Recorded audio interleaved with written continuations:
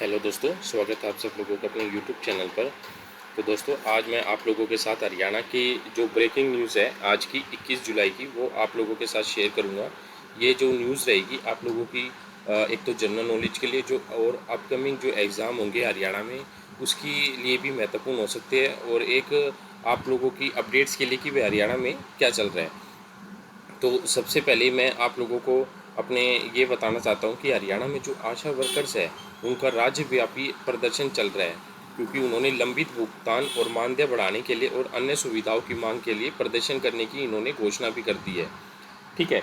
और अब है सेकंड क्वेश्चन है, भीषण गर्मी से बिजली की मांग में लगभग 40% बढ़ोतरी से राज्य में तापमान बढ़ने के कारण बिजली की खपत में तेज़ी से बढ़ रही है, और 23 जुलाई तक भारी बारिश का अलर्ट मौसम विभाग ने जारी किया है, और हरियाणा के कई जिलों में भारी बारिश और जल भराव की चेतावनी भी दी है। हरियाणा सरकार ने 14,700 करोड़, ये केंद्र सरकार की एक योजना है कि विकास परियोजना पर काम तेजी से शुरू होकर सरकार की सड़क और स्वास्थ्य क्षेत्र की बड़ी परियोजनाओं पर कार्य कर रही है।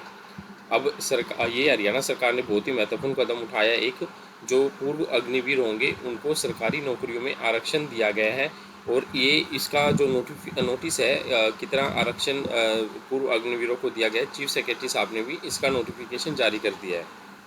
और ग्रुप डी के कर्मचारियों के लिए एक वन टाइम ऑप्शन पोर्टल है जो वो पुनः निर्धारित स्टार्टेड कर दिया गया है, और आप लोग जो ग्रुप डी में जो पहले कर्मचारी 2018 के बैच के हैं वो आप वहाँ पर पोर्टल पर जाकर आप अपना फॉर्म भर सकते हैं।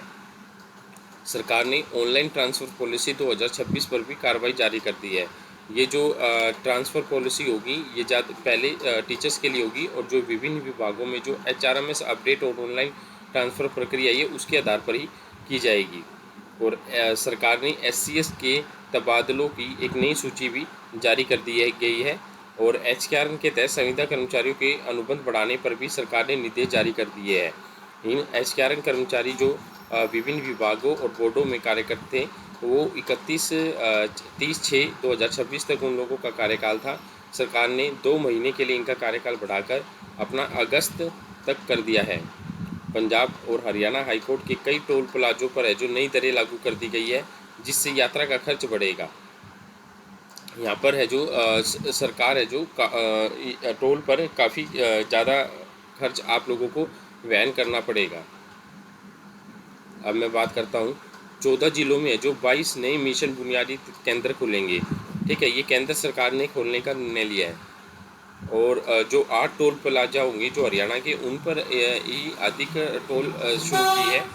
और कावड़ यात्रा की सुरक्षा को बढ़ावा देने के लिए हरियाणा सरकार ने पड़ोसी राज्यों के साथ के अधिकारियों के साथ जीरो इंसिडेंट और जीरो एक्सीडेंट लक्ष्य के साथ सुरक्षा सीमा की है।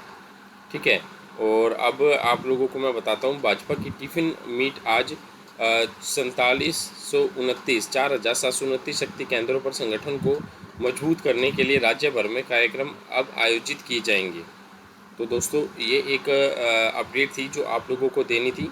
यहाँ पर अब डेली के डेली ऐसे क्वेश्चंस है जो किए जाएंगे, और मैं आपको अब क्वेश्चन ऑफ द डे पूछता हूँ। हरियाणा के 53.6% स्कूलों में है जो स्मार्ट बोर्ड और डिजिटल बोर्ड जैसी सुविधाएं उपलब्ध करवाई जाएगी। ठीक है, 53.6%, ये आप याद रख लेना ये वाला क्वेश्चन, ये बहुत ही इंपॉर्टेंट हो सकता है।